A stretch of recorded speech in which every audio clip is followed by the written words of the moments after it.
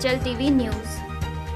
पंचायत चुनावों में कई गांवों में शिक्षित उम्मीदवार न मिलने पर नेताओं में जुबानी जंग चल रही है। इसी कड़ी में प्रदेश के वित्त मंत्री कैप्टन अभिमन्यु ने इसका ठीकरा विपक्ष पर फोड़ते हुए कहा कि पिछली सरकारों की दुर्नीतियों के कारण ही आजादी के इतने साल बीत जाने के बाद भी लोग अशिक्षा के शिकार हैं और ये पिछली दुर्नीतियों के कारण ही आज उन पार्टियों को विपक्ष में बैठना पड़ रहा है और लोगों ने हमें सरकार चलाने का मौका दिया है।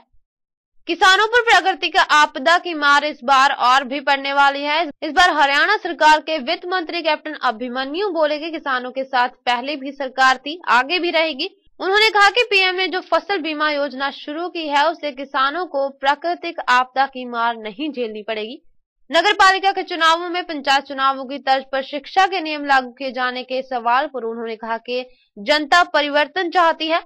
पंचायत चुनाव ने हरियाणा में अच्छा वातावरण बनाने में, लोकतांत्रिक व्यवस्था बनाने में लोगों ने योगदान दिया है। हम चाहते हैं कि इसी कड़ी में लोकतांत्रिक व्यवस्था और मजबूत हो, पढ़ा लिखा शिक्षित नौजवान नेतृत्व हरियाणा के हर स्तर पर उभर कर आए, जो नए हरियाणा के निर्माण का संकल्प लेकर चल सके।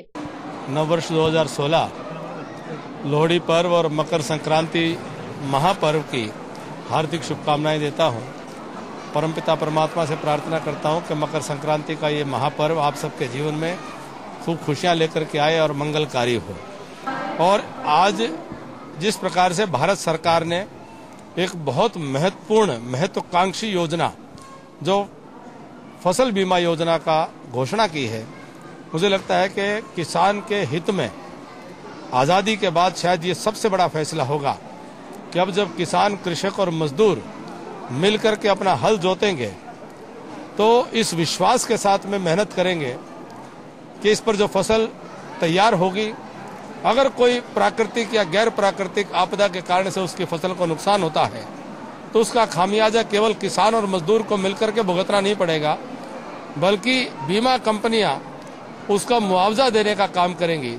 और जो बीमा के लिए जो प्रीमियम होता है वह केंद्र सरकार और राज्य सरकार मिलकर के वहन करेंगी, उसका 90% के करीब हिस्सा। ऐसी योजना जो किसान और मजदूर के लिए और पूरे ग्रामीण अर्थव्यवस्था के लिए बहुत ही महत्वपूर्ण योजना होने वाली है। बार बार कांग्रेस की तरफ से आरोप लगाए जा रहे हैं कि झूठे मामलों में उनके नेताओं को फंसाया जा रहा है। उनको संविधान और भारत के कानून में विश्वास रखना चाहिए।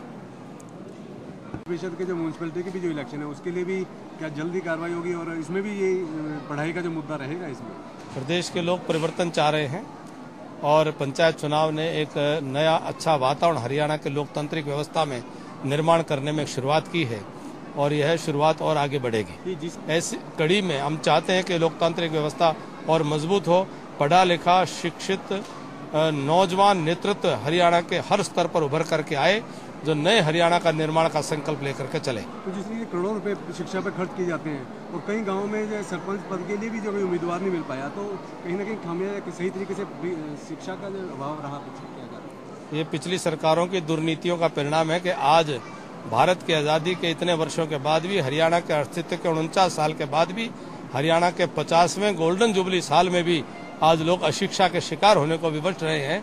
उन्हीं सब दुर्नीतियों के कारण से आज उनको विपक्ष में बैठना पड़ रहा है और हरियाणा की जनता ने हमको अवसर दिया है। नरवाना से हलचल टीवी के लिए गुलशन चावला की रिपोर्ट।